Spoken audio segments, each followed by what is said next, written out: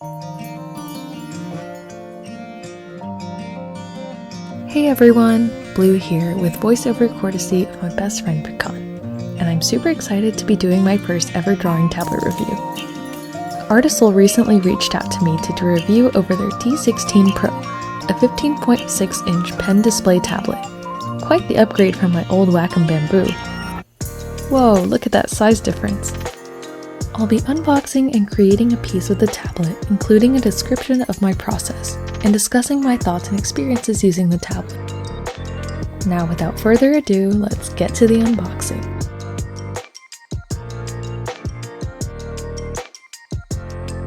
Taking off the lid of the box, the first thing we see is the tablet itself. Then we have the tablet stand, including a guide on how to use it. Here's the pen case. And next, the cables. They included 10 extra pen nibs and a nib remover. Here's the stylus pen.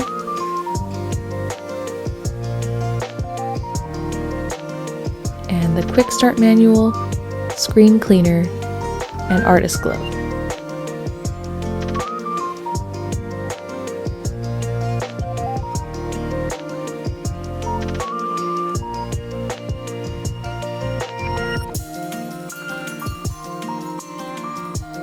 Finally, here's the adapter and plug.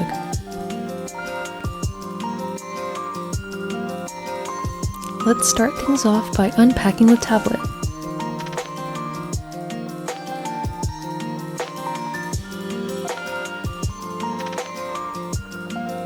As you'll notice, it looks really reflective, but that's just the protective film.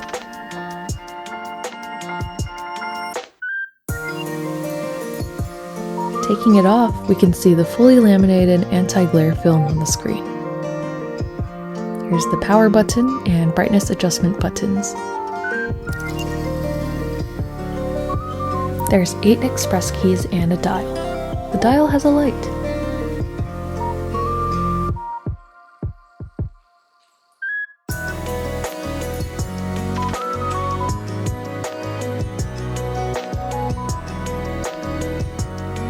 Next, we'll be unpacking the stand, with the stand guide on front, plug guide on the back.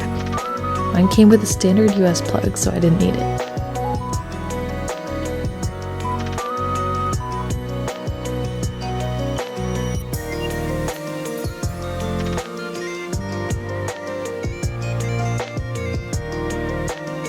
Both the tablet and stand came with anti-slip pads. They were super sturdy and very good.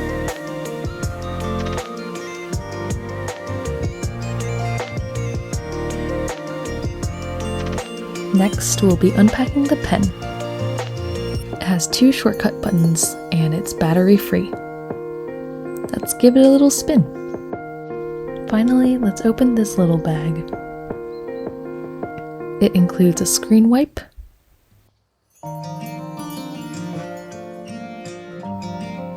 a quick start guide in various languages,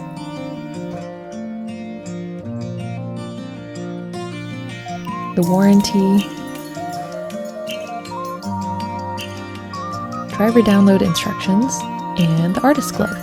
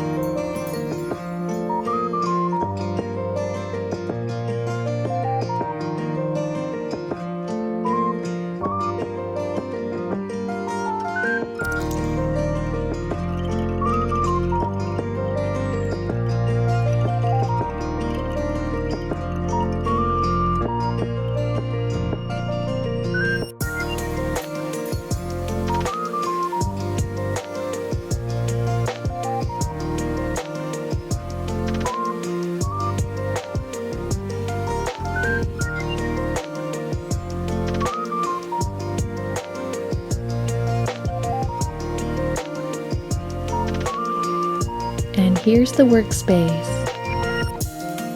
Now let's get drawing. Well, we gotta fix something first.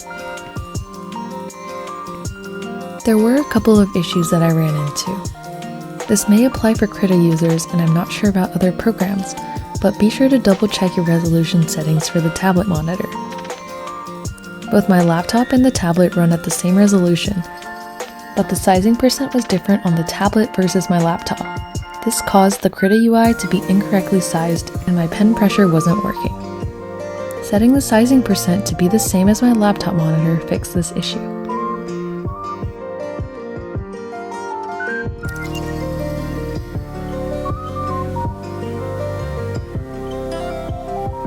Let's get into the drawing process.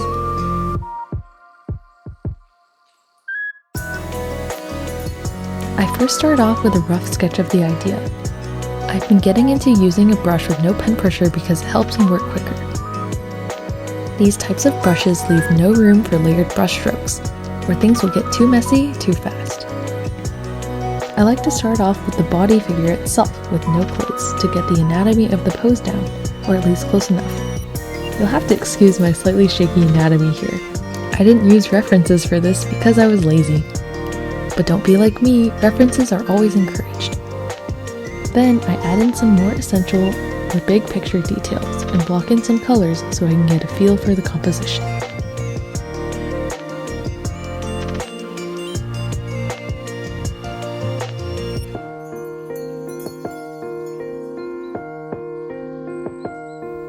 Next comes the sketch cleanup stage. This varies by piece, as I actually don't often do line art now. For this one, I opted to line everything so I'll have a nice and clean base to render later.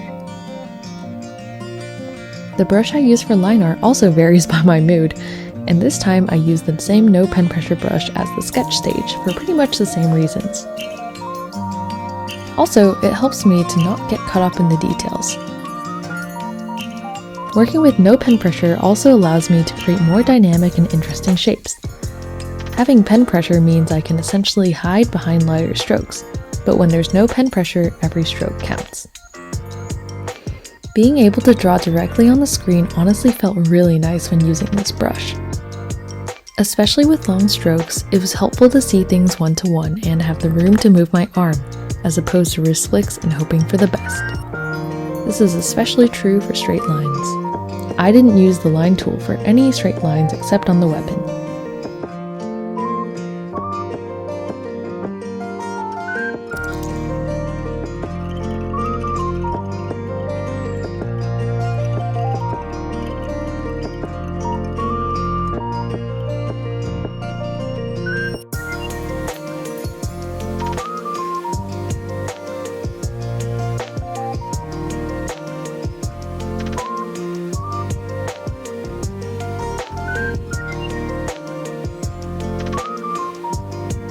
Once the line art is finished, it's time to color. I always start with a solid matte base for the character so I can alpha lock or clip layers to it. I manually fill it in since there's tons of holes in my line art and my version of Krita doesn't have gap recognition.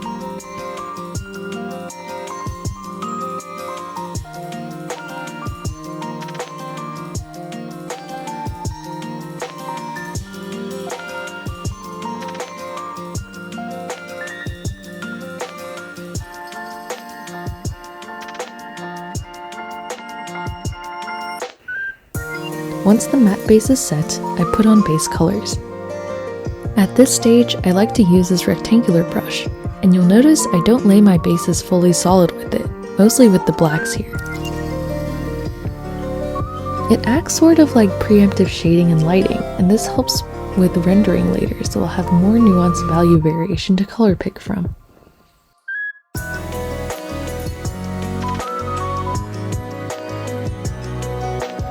With the color base done, I block in some rough shading and highlights. I wasn't planning anything crazy with this, and the character doesn't have a complex design with lots of colors to consider, so I didn't use any blend modes and just directly colored onto the base.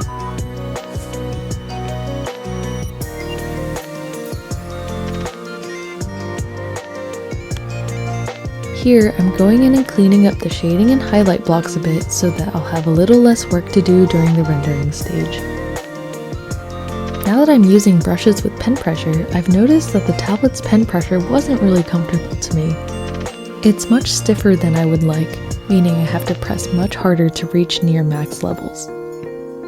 I made some adjustments to the pressure curve so that it feels closer to my old tablet, but since the curve is no longer linear, it's difficult to create, well, linear transitions in opacity or size. After a certain threshold, the physical pressure you apply becomes difficult to control linearly too. It's especially evident to me when I use a rectangular brush because I depend on it for smooth gradient-like effects with its opacity pressure.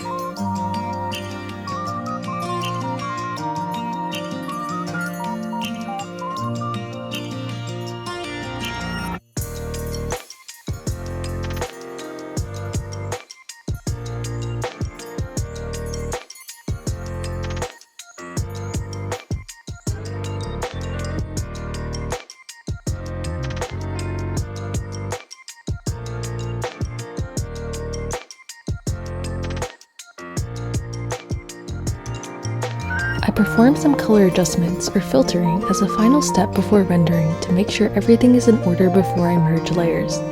You might have noticed that I did some minor adjusting before this, and that was because the colors on the tablet display are much more saturated than on my laptop monitor. The subtle blue hue in the shadows that were showing up on the tablet were nearly completely washed out into gray on my laptop, so I had to bump up the saturation so that it'll look good on both screens. Now comes the most time-consuming part. Rendering. I set the liner to overlay blend mode so it doesn't stay black, and then I merge all layers of the character into a single layer, but kept the weapon and background separate. My rendering process pretty much just involves blending the liner into the coloring and doing extensive fine-tuning on the shading and highlights.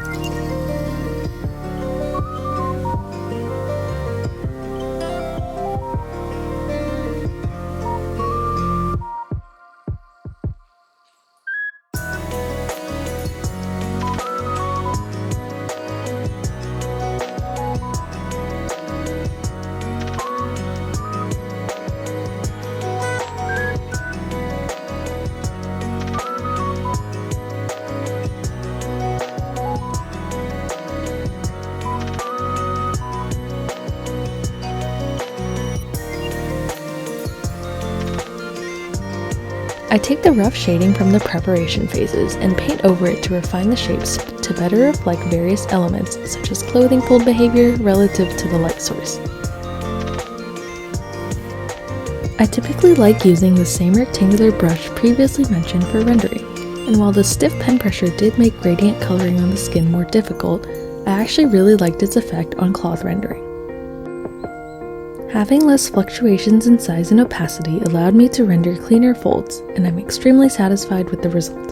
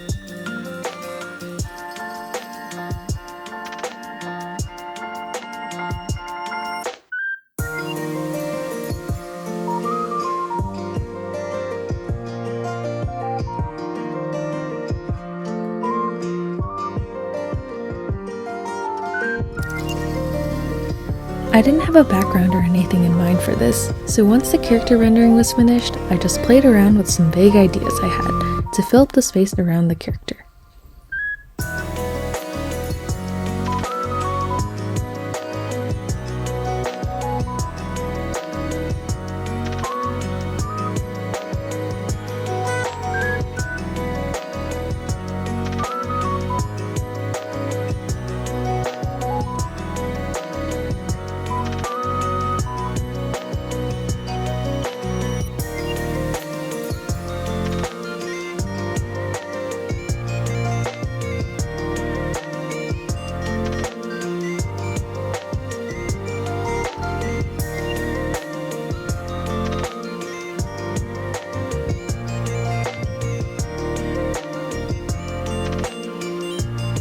For the mecha parts, I pulled up some references since I'm not really experienced with designing mecha.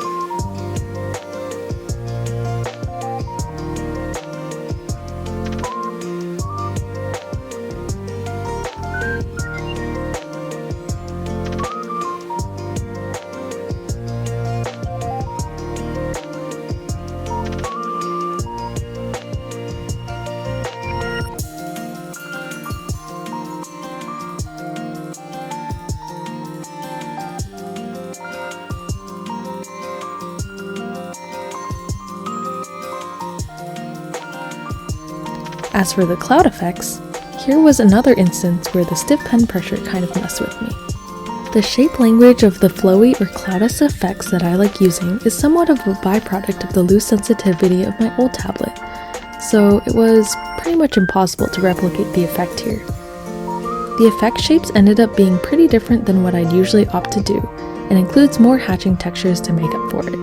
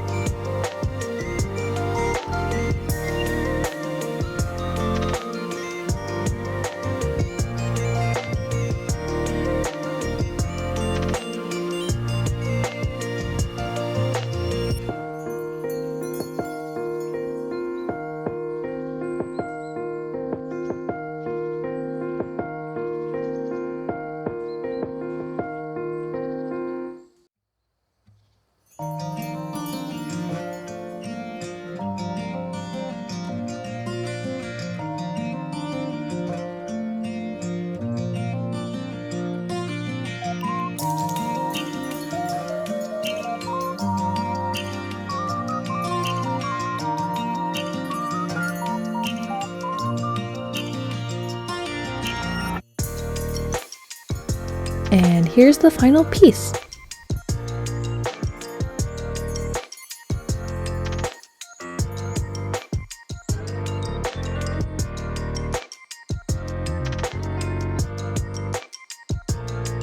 Now for some final thoughts.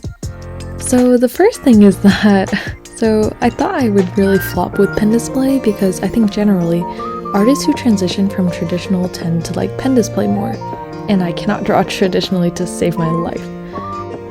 But transitioning from pen tablet to pen display was actually a lot easier than I thought it would be. I got used to it much faster than when I first used my pen tablet. I'd say probably the only part I couldn't quite get used to was using the express keys, since I still found myself using my keyboard a lot. This was partly because I kept forgetting which button does what, and partly because I have more important shortcuts than I use than there are available buttons. But otherwise, they're really easy to set up and use. I also really loved how you could have different configurations for different art programs.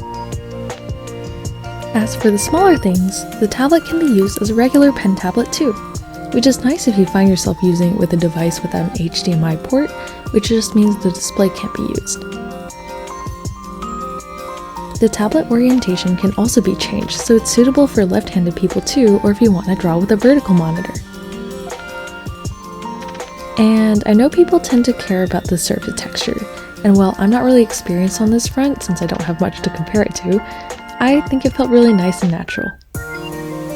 I'm also not really experienced with this part, but I did try a few quality checks, and there's no jitter or delay with the pen. But there is very minor parallaxing, which can be mostly fixed with screen calibration in the driver app. There might still be some parallaxing at greater pen tilt, but it's otherwise perfect and didn't affect my workflow at all. By the way, this tablet is not portable in my opinion.